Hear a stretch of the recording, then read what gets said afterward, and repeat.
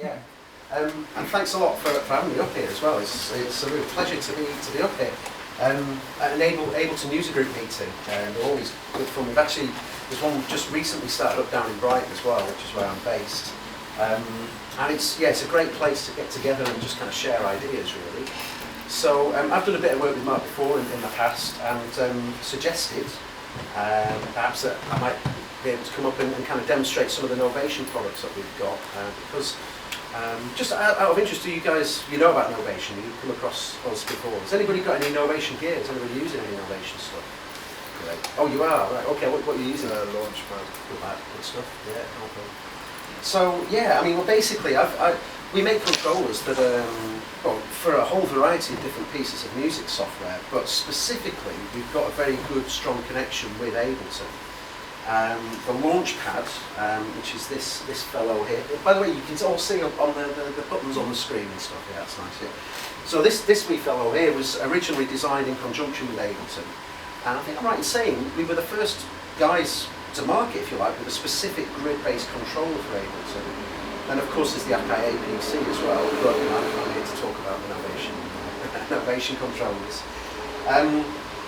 So a little bit about me as well. I'm Chris Calcutt, and everything Mark said was completely true, apart from one thing, which is now I'm European. Oh, yeah. So yeah, I'm all over the world now with this, which is pretty top. And so I've brought an array of different sort of controllers that we've got. I mentioned before that we do controllers that work with all major DAW software, so Logic, Pro Tools, all that sort of thing. We've got our controller keyboards for that. But we've also got some very neat controllers that are specifically geared towards Ableton. That said, these things can be used with other programs as well. I'll probably touch on that a little bit too. This is me being here for the evening. So if you've got questions as well on the sort of things I'm demonstrating, or any sort of general questions, I guess it's kind of an open forum. I mean, even from the Ableton point of view, it's like, how do you do this? How do you do that? Do feel free to just shout up as and when something pops into your head. The other thing I've got as well is the brand new Base Station synth. I say brand new, I guess it was sort of end of summer when we released it. It just feels like a couple of weeks ago now. But this is our analog mono synth that we released this year, and it's an absolute beauty. So I'll be talking a little bit about that too.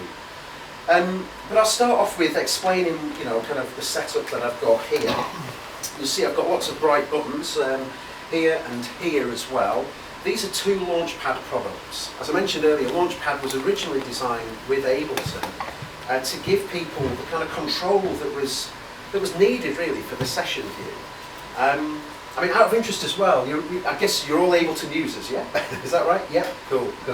So, I mean, do I need to kind of go into the kind of the basics of what window this is and that sort of thing? I mean, we're in the session window here. You're all kind of fairly familiar with Ableton in that way, yeah.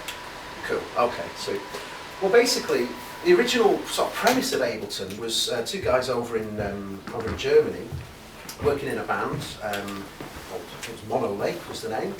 Robert Henker and Gerhard Bieles, and they saw the computer as a valuable musical instrument. They wanted to be able to perform their, as electronica-based music. They wanted to perform their music live. But back, it was about 11 or 12 years ago before Ableton was actually released. The only real option that they had for performing live was working in a window that looks similar to this. This is obviously the arrangement view, and we've got a left to right sort of arrangement kind of workflow here. This is a timeline-based workflow, and obviously you hit play. It starts at bar 1 and moves all the way through. Now that's cool if you just want backing tracks and that sort of thing. But the idea that these two guys had was that they wanted to actually improvise with the computer as well.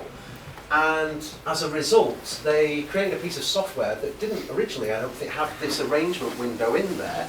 It started off looking like this, which, as we all know, is the session view, the page that we generally sort of open up when we start an Ableton program. And the point of this window, of course, is that we're not linked specifically into the timeline. I don't just hit play and start at bar 1 and then move all the way through an arrangement until I reach the end.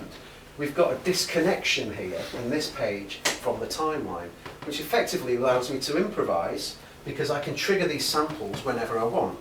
Obviously, I just move the mouse over one of the little clips that we have here, hit the play button, that's going to sample, and again, because of the brilliant algorithm that they work worked on the time warping sort of element of Ableton, you know, if I click on another clip, it's going to stay bang on in time. You know, I don't have to worry about being, you know, perfectly in time with when I trigger my parts.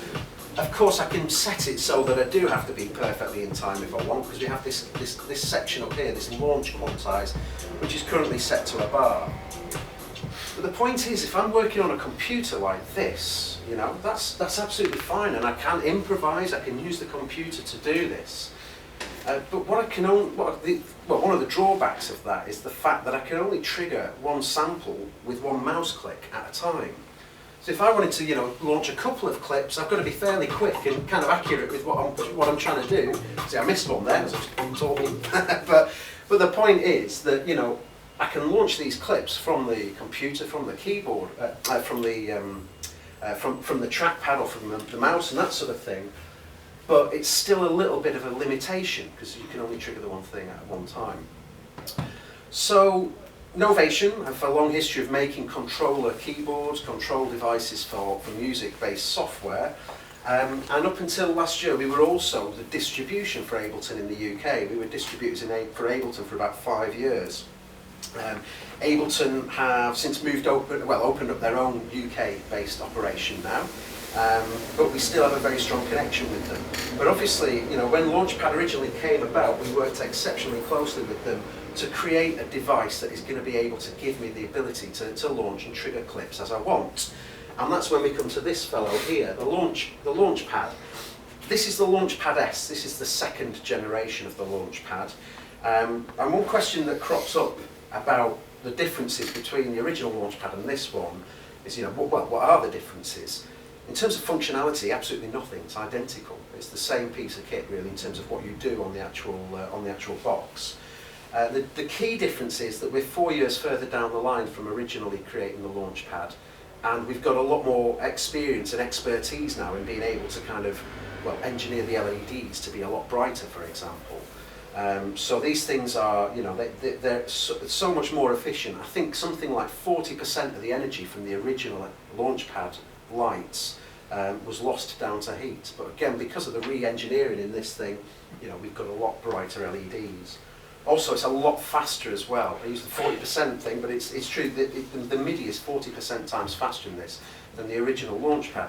And that's just a case of, you know, we've had a lot more experience in sort of being able to engineer these things and get them up to speed.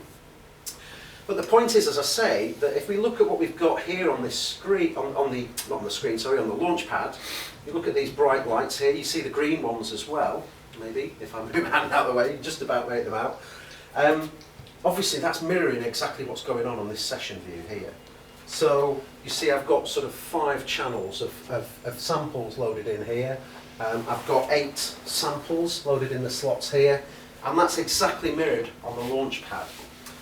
You may see as well, I've got these green buttons up at the top. These are labelled so that they've got arrows on them, and so I can move up and down. And you'll see as I move up and down, I get this sort of band that moves around the samples as well, just to basically outline where I am. You might actually see on the screen I've got 2 bands, and that's because I have 2 Launchpads connected. So I can move the green one with the Launchpad Mini here, which I'll talk about in a little bit, and that can move left and right as well, as is required, up and down. And I can do the same with this, so, you know, I can use 2 of these controllers at the same time. In actual fact, I could use up to 6 with Ableton, if necessary. So, you know, we've got a lot of scope for doing a lot of performance-based stuff with it. So, as I say, I mean, these buttons are just simply, in this mode, just going to trigger samples. So if I, you know, press this button, it's going to trigger that clip. If I press this one, and this one, you know, I'm just basically triggering the clips. And that's exactly what it's designed to do, you know. It's a means to be able to give you the ability to control what's going on in this window. So that's one page of the Launchpad. That's kind of its kind of initial function, if you like. This is what everybody kind of sort of sees when they see the Launchpad. It controlling things in this way. But there's a number of other cool features on here as well. We've got different mode buttons up at the top, and this is the session mode. We go to the mixer mode here. I get a different screen now, and I've got green LEDs and red LEDs. And this opens up a new page which allows me to use these circular buttons down the side to access different things. So for example, this top button here is my volume control. So these lights now represent the faders on the in the arrangement window, the session window that we have here. So for example, if you look at fader on channel 1 there, if I just start to move that down, I can just treat it like a fader you would on a controller, that sort of thing. So, although we can trigger clips as well, we can actually control things like the volumes. Now these are buttons, okay, so I've got 8 buttons for this fader here, and that fader has actually got 128 positions, well actually probably a bit more, but in real terms a MIDI controller usually kicks out 128 values. So, it is a bit of a kind of a lower resolution, if you like, but that actually can be quite handy in its own way, because I can very quickly switch things to that volume, switch them up or switch down to that, so we can actually use that as a performance kind of sort of skill, if you like, in its own right. So that's the volume, and of course I can move across and access all the volume faders across, across Ableton. So, it's again very straightforward, easy thing to work with. If I press this button, I access my pan controls. Pan controls, sending things left and right in the mixer, and it's this particular control here. And if I, sort of press over here, I'm going hard right. If I press over here, I'm going hard left. And again, I've got positions in between as well to give me control over that pan control. So that's 2 modes in the mixer mode. We also have the sends as well. Are you guys kind of familiar with what sends are? Or should I kind of just explain those briefly? Or yeah, should we go through it?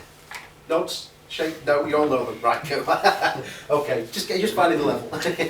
But of course now, here I've got my send set up here. I can now use the Launchpad to actually control and send things out to the effects returns channels that I've got set up here behind the camera shot. So there's actually quite a bit of stuff that we can do from a performance base, just in terms of, just actual performance, triggering clips, manipulating them and controlling them directly from this box.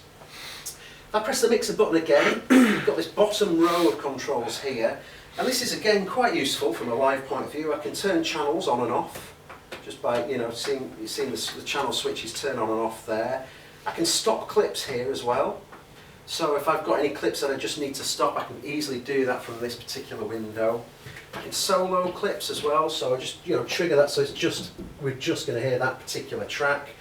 And then something that I find really useful is the actual record enable switches at the bottom here. So I can actually choose the track. If I'm going to be sort of doing other stuff live, like playing in from keys or anything like that, I can just very quickly record the tracks that I want to record into, and they're ready for me to work with. So so as I say, there's quite a lot of stuff just from that control side of things. There are a couple of other modes as well. For example, user 1 mode. Oh, hang on, that button. Yeah, user 1 mode is tied into the drum racks. So here I've got a drum rack track set up, and I've got my drum racks here, and here we've got a kick and all that sort of stuff. Oh, I want to solo that. And record enable, of course.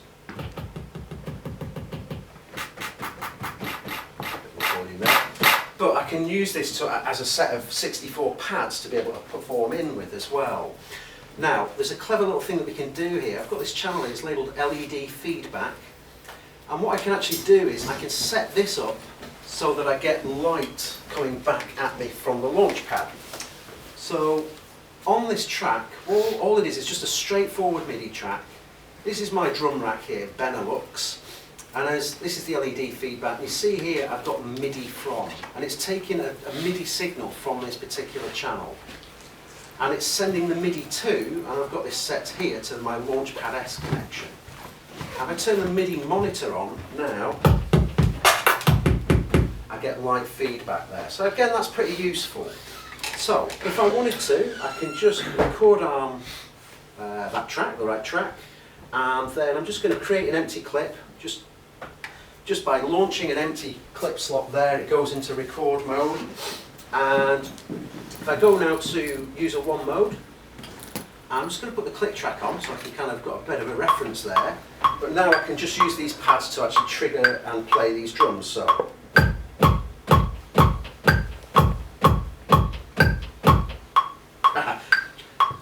How many bars have I got? Oh, it's not in record mode, of course, yeah. That's a good point. It's going to be one of those nights, I think. I've actually MIDI mapped the overdub button up here to one of these little circle buttons here. So I just put it into record mode, and now I'm able to. There we go. Okay. So it's only a bar long, but that's fine for this purpose.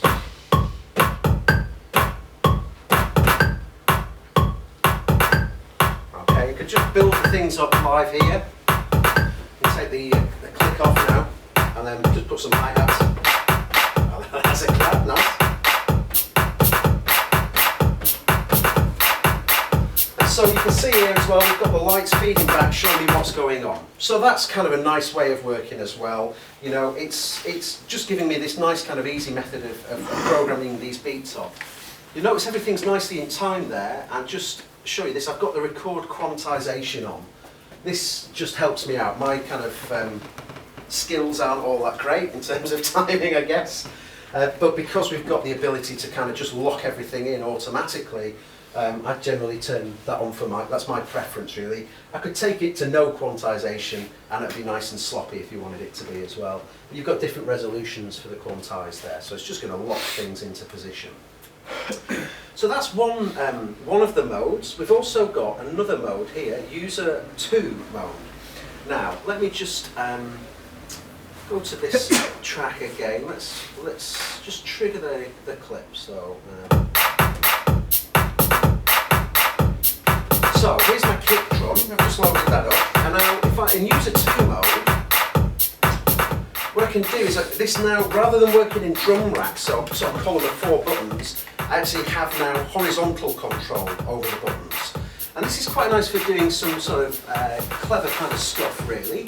So let me find my pitch, if I remember, there it is. So there's the transpose function. Now, if I go into MIDI map mode, Command and M, MIDI learn across a whole row. So what I do is I click on the parameter I want, press one of these buttons, and then on that same row I'll press the other button. Okay, and now I've got so I can use this to actually act as a, you know, almost like a rotary knob, if you like, but obviously with buttons I'm going to a nice fixed sort of position, so you can get some. So again, now if I kind of do the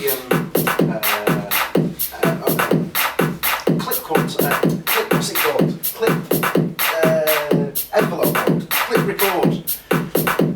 Can't remember the name, but I can.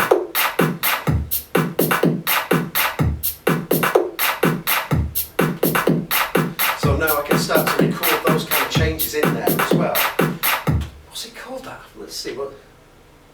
Automation arm, that's the word. So I can record the automation movements that I make. So, you know, we've got quite a lot of control just from this really innocuous looking box. It's got 64 buttons on it. Now, there's something else that I really want to show you as well, because recently I've discovered, by the way, there's a heck of a lot of love for this thing out there. There's a lot of people who use the Launchpad. In actual fact, it's probably the most popular product that Novation make, the Launchpad. And that means that there's a lot of people out there who's very clever, a lot cleverer than I am, who basically like it so much that they want to get extra functionality out of it. And you know, these people with their coding skills are pretty spectacular. And something that has come onto my radar recently is a little free script called Launchpad 95. It's just a lot smaller. The Launchpad S is slightly brighter. But in terms of what the actual thing does, how it works, it's pretty much identical. It's a really well priced thing as well. It's only 79 quid, this little controller. So you know, it's inexpensive as controllers go. I mean, obviously we're here. It's the Ableton User Group. We're talking about Launchpad with Ableton, but it is worth me mentioning that these are MIDI controllers. So you know, if you want to, you can use these little controllers with other software as well. There's no problems with that. And again, you know, things like Traktor, which is a DJ piece of software. They have a thing called remix decks in Traktor. And the remix decks basically act like a little kind of mini version of Ableton within a piece of DJ software. For a while they were kind of, you have to use Native Instruments controllers to make that work. They've opened it out now, and straight away, there's so much kind of, so many people that are, happy to use Launchpads, that straight away there are a load of mappings, again, that are free to get hold of, that give you, the ability of controlling things like remix decks in Traktor as well. So that's Launchpad. Has anybody got any questions or want to ask anything about Launchpad? Yeah, how much was the larger one? Oh yeah, good question, yeah. So the larger one is 149 quid and the smaller one is 79 quid. But with the larger one, I actually do prefer the bigger buttons. At first when I got the Mini I thought, oh, I really, I like the fact it's small buttons, that'll probably suit me a bit better. But in actual fact, from a performance point of view, I think I do prefer the larger buttons. I'll actually show you something very quickly as well. This channel here, Kill the Robot it's called, this is something that one of the guys at work put out as a little bit of a performance sort of tool. Right, let me just get the monitor switch on, yeah. And you see a lot of people actually using Launchpad to do kind of full performances. What we've got here on this Kill the Robot track, again, is based around a drum rack. And here, I've got my samples in the drum rack for the sort of the bass chord samples. If I move up slightly, I've got here 3 samples for the drum sounds as well. And you'll notice I'm lighting up more than one light with that. And that's through a clever little thing. Again, I've got the LED feedback for this channel here, and I've set up 3 different chains, which are basically splitting, if you like, the keyboard range into different segments and allowing me to treat them differently. So you see these red lines above the top, and that's for this particular chain. And I've actually got a chorder effect on this. And this chorder effect generates other MIDI note signals. Of course, this particular channel isn't connected to any instrument. This is just sending light feedback back to the Launchpad. But if you look here, I've got a shift of -1, -2, and -3. And if you look at the Launchpad, -1, -2, -3. So you can actually create these sort of elaborate, more elaborate kind of light show stuff using these different MIDI effects with it. Here I'm lighting up vertically, and that's on this particular chain here. If I look at that now, I go +4, +8 and +12. I've also got a velocity controller in front of it, and that allows me to change the colour of the pads. The LED feedback from the Launchpad is controlled, well, the colour, if you like, is controlled via velocity message. So that's why they're green and they're yellow. And when you get a little sort of fancy, I'm not particularly fancy with it, but you can kind of, yes, a bit difficult, but a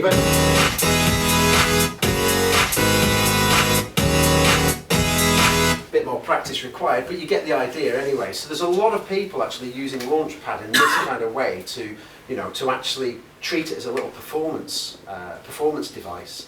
And notice Ableton is stopped at the minute, but I'm still performing with it, which is kind of a clever little thing. It's turned that drum rack into, its own kind of little bespoke or customizable little instrument. So yeah, there we go. Okay. Any more questions on Launchpad? Yeah. Yeah, fire away. Yeah. Only one. The mini ones I can connect to the iPad, can't I? But the big one can't. No, they both are iOS compatible. They're both iOS. It's an interesting point. Let me just show you this as well, because obviously an iPad is yeah. The iPad only, well, I don't know what particular voltage it is, but it can't power big. We've got, what is it, 64/16. We've got 80 very bright buttons in this particular box. The iPad can't actually power them at their full brightness. But if I hold down the top function buttons up at the top and then plug in, it goes into a bootloader mode, and I can now choose between power low or power full. So if I'm plugging directly into an iOS device, we have to put it into low power mode so that it'll self-power.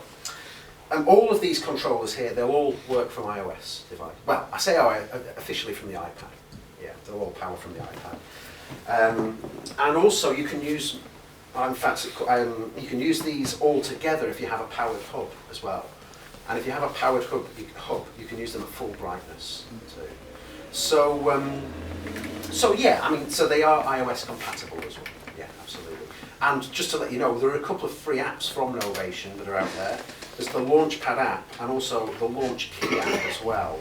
And they're great fun. The Launchpad app in particular has kind of gone through a bit of a development over the past sort of, well, probably 6 months that we've had it out, where it came with a whole load of samples already in there. We've now added an in-app purchase ability for you to add your own samples. At that point, the iPad becomes, like, again, a little mini version of Ableton, because we can now add our own samples in there. And again, we can control it from these devices, or we can control it from the iPad if we want as well. Yeah. You had a question as well? Yeah, I wanted to ask about the, you're saying you can send velocity values to set colours, and there's 128 values. Mm-hmm. Are the, so I take it that, are they RGB LEDs? Have you got, are they in completely different colours each value? Yeah, they are, yeah. They're well, they're tri-LED as we call them. They're red, green and yellow are the colours that we have there. So RGB, they're the ones that are sort of can go through the spectrum of colours, I think. Yeah, is that right? Full colour. No, these are tri-LEDs. So right. yeah, so but we have different brightnesses of them. Uh-huh. So yeah, so that's how that works. Oh, cool. Yeah. Cheers. No problem. With the Launchpad app, Yeah. is it basically the same sort of functionality as you get on the Launchpad?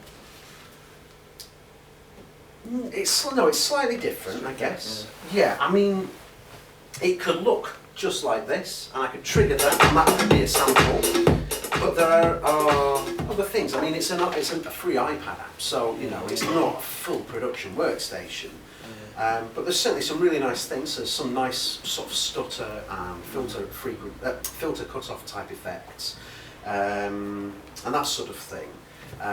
But yeah, I mean, it's not a case of, oh, I want a delay, right, I'll put it onto that channel. You know, it's a fairly kind of, if you like, stripped back kind of performance thing. But kind of, there's enough there certainly to have a heck of a lot of fun with. And now that you can put your own samples in there as well, you know, it could be very straightforward for you to populate the Launchpad app, just like we've got Ableton populated here. I could do, you know, a full set on it. I mean, I was over at SAE in Amsterdam a few weeks ago, and there was a guy on the Launchpad app with the Launchpad.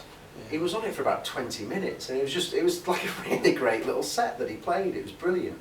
And that was just with the kind of the stock samples, if you like, rather than ones that are loaded in. So there's a lot of scope to it, really. Is there any MIDI functionality to it? To the app? Not really, no. I mean, it works fine with the Launchpad. It'll work really well with the launch keys as well, and with the launch control, but it doesn't output any MIDI or anything quite like that. Yeah. Cool. Okie dokie. So, we've got the Launchpads here, and also we've got another couple of little launch products as well. I'll talk very quickly about the Launchkey Mini. This thing, just unplug it, so pick it up. It's just designed to be a little portable keyboard controller. That's its whole purpose, really. You know, 25 mini keys. It's very light, very easy to carry around. Really quite a robust little thing as well. 16 velocity sensitive pads on here, so we can, you know, trigger drums, we can trigger clips as well directly from the Launchkey Mini, and we've got some low profile knobs on the top there as well, and I mean they're low profile just simply so it goes in and out of a laptop bag nice and easily, but it's a great little kind of take anywhere sort of keyboard controller. You know, you can have a lot of fun with this just wherever you are. You know, it's not like a huge, great big 88-note weighted key job, but you know, if you just want something very quick, portable, and easy to get out of the bag, it's great. I'll just show you some of the things that we've got on here. Oh, before I do, we've got some pretty deep integration with Ableton in terms of, again, we've got API-based scripts that we've got in there, so we can control effects and all that sort of thing. But we also have a thing on here called In Control, so it is quite happy to control all of the doors as well. we've got quite deep control with Ableton, Reason and FL Studio, but if you use programs like Logic and Cubase, it's also a Huey controller. So that basically gives you mixer control directly from the keyboard. Again, all these new products, the Launchpad Mini, Launch Control and this, they're all 79 quid. So they're not really bank breakers, but they do give you quite a lot. So, you know, we've got 16 pads here, we've got 8 knobs, we've got 25 keys, you know, all in a handy Novation controller at a decent price. If I just plug her in, I'll show you how this kind of works with Ableton. So, where are we?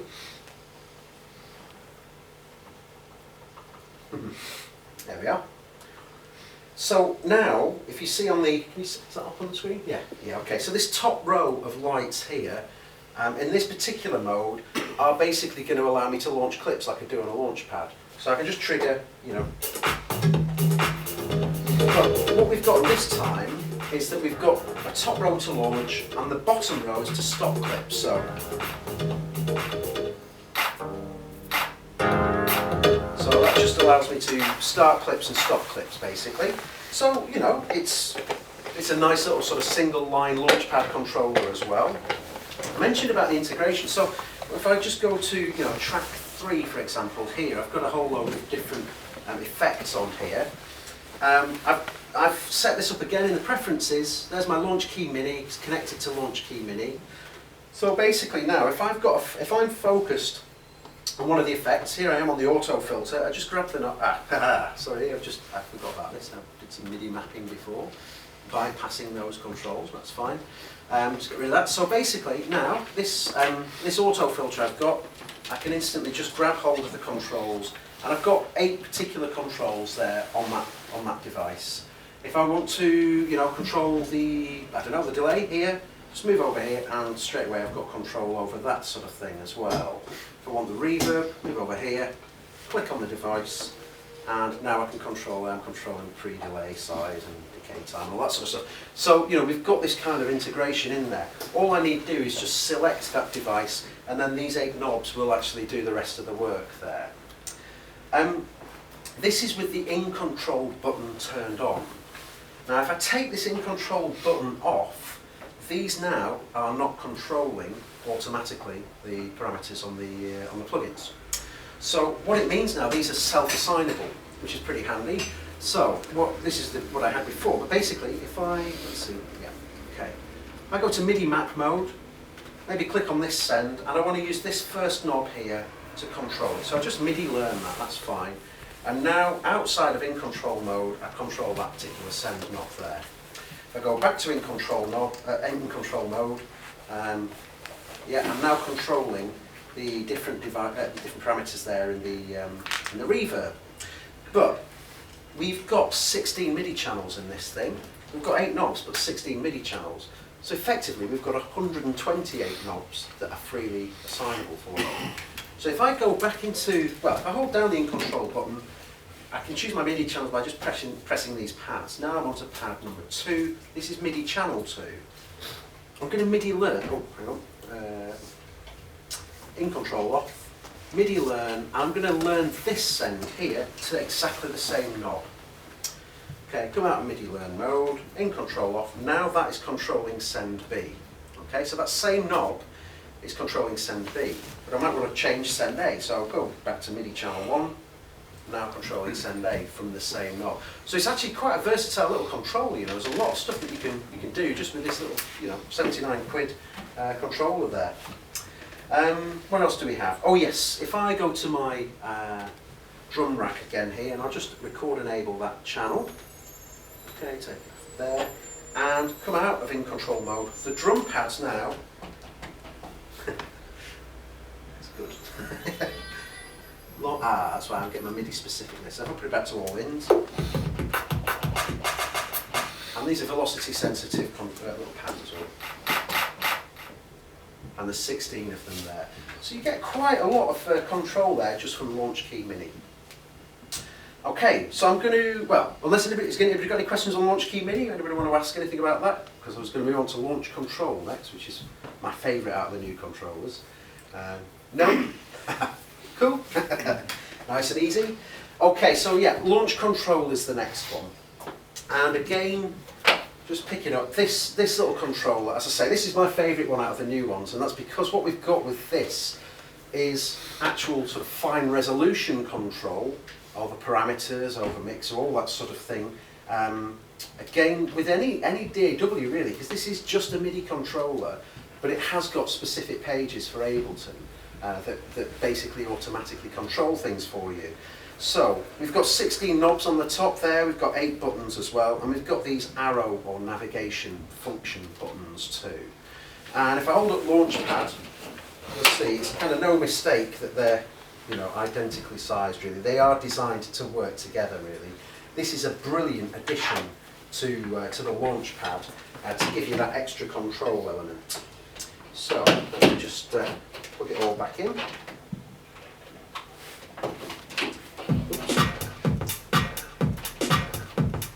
Right.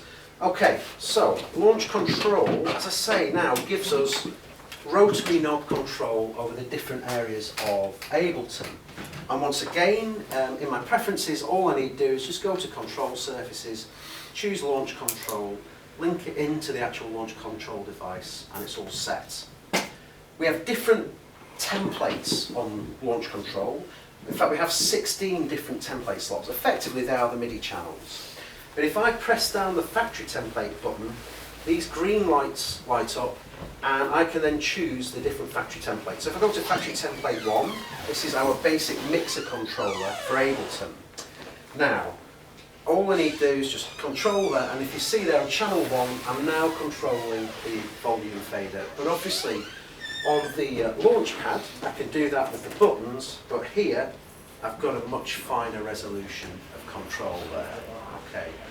The top row of knobs here will control the pan. So we see there on channel 1, so I'm pointing at my screen, you can't see that. The pan here, obviously we can control that. So that's kind of basic mixer control, but if I press the down arrow here, now we get a little yellow line at the bottom telling me what launch control is going to control, and it says I'm going to control sends A, and the bottom row will control sends B. So this is a nice way of just instantly accessing the send channels there, send, so we can obviously send that out that channel and get some effects on it. If I press down again, I'm going to control send C and D. And again, I'm going to control send E. If I press down once again, it scrolls back up to the top row. So now I'm back to controlling send A and B. Okay? So we've got access to, I mean, if I had, you know, rafts and rafts upon sends of, you know, channels here, I could access all of those without having to go to the computer. Just, you know, using that scrolling function, we can access all of those things. Now, I'm controlling send A and B here, but what if I want to quickly change the volume? Well, if I press the up arrow, I'm back to controlling volume and pan. So it's very easy to get to where you need to be, you know, just using the launch control. So this is template 1. If I go to factory template 2, this is a handy little system. Now the knobs will control volume and they'll control pan, as they did in the mixer mode. But that's it for the knobs in this mode, and the reason being, these buttons have lit up and these will act like a single line of Launchpad again. So if I just trigger this one here, nice. So I've got volume control there, and I can move up and down to access different samples. You know, just find what I want. If I want to stop a sample, if I just go to an empty row, I can easily just do that as well. So I'll just start that trigger that sample off. I can move left and right, by the way, as well. I've got more to reach. So I can easily move left and right to access all of the samples that are on there. But as I say, we've just got basic mixer control there, and I don't have access to my sends. But a handy little page, nonetheless, to get into your samples. Now, my favourite mode of all is factory template number 3. And what we have now is full parameter control over all of our devices. This is something that I've, you know, really kind of missed. And I mean, we can do it with other controllers as well, you know. But to be able to just do it automatically now has made a big difference to the kind of the way that Launchpad and launch control can work together. So what we do is we can use the left and right arrows to navigate to the track we want. So I'm going to go to track 3, and thankfully I've got some effects on there. just press the down arrow, and now I can basically move through the different effects. See how the header there is lighting up? I'll go to my auto filter. Just instantly take control of that. Let's just trim another sample to get something. Okay, and now I can move back to that channel. Okay, move across to perhaps my ping pong delay.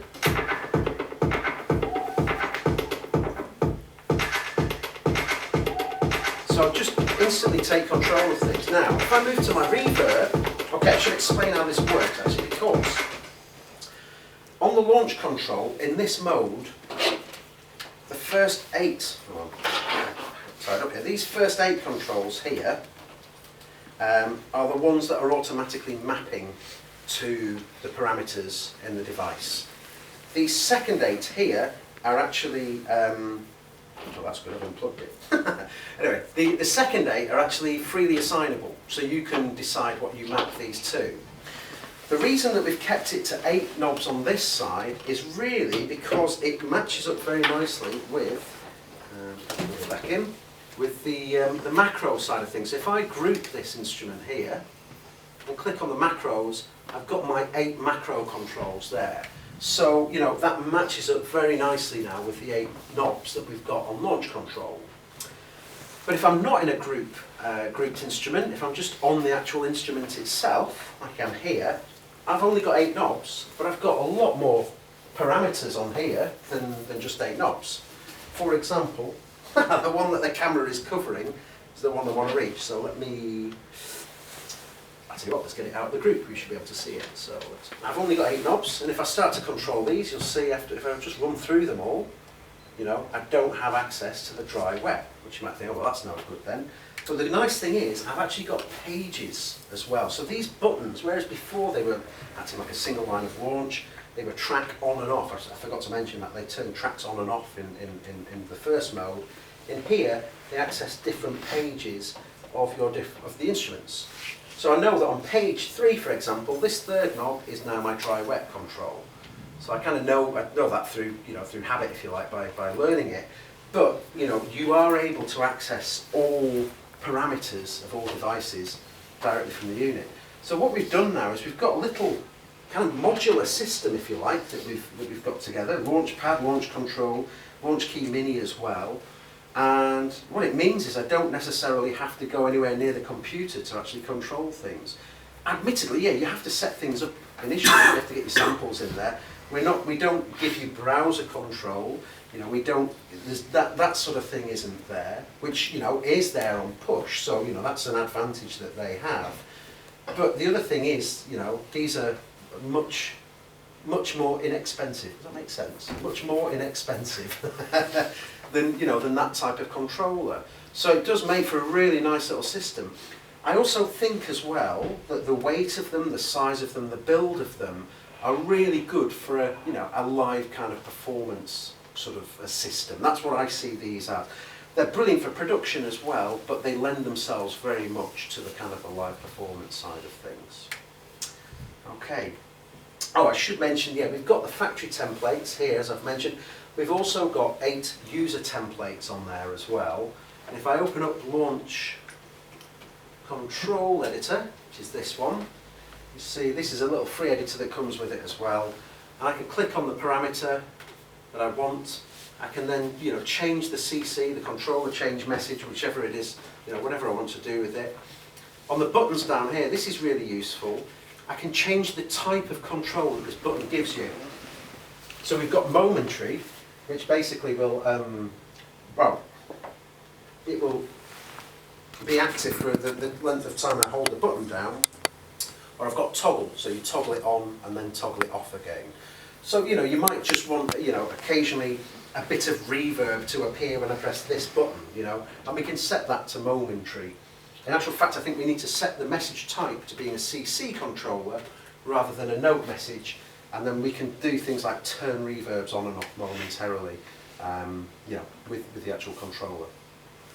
So, you know, a nice little controller, again, you know, £79. In my opinion, that's quite an inexpensive, you know, price really for a controller that gives you this kind of level of you know, manipulation control over the software.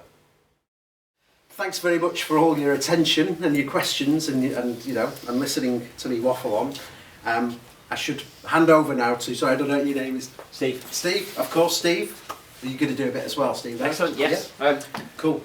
Cool. Thank I'll you. just get set up for 5 Yeah. minutes. Yeah, and cool. I'll- Thank you. Yeah, have a little bit of a break and then... Yeah, 5 minutes and we'll do a mastering session, yeah. Yeah. Thank you very much. Okay, thank you very much.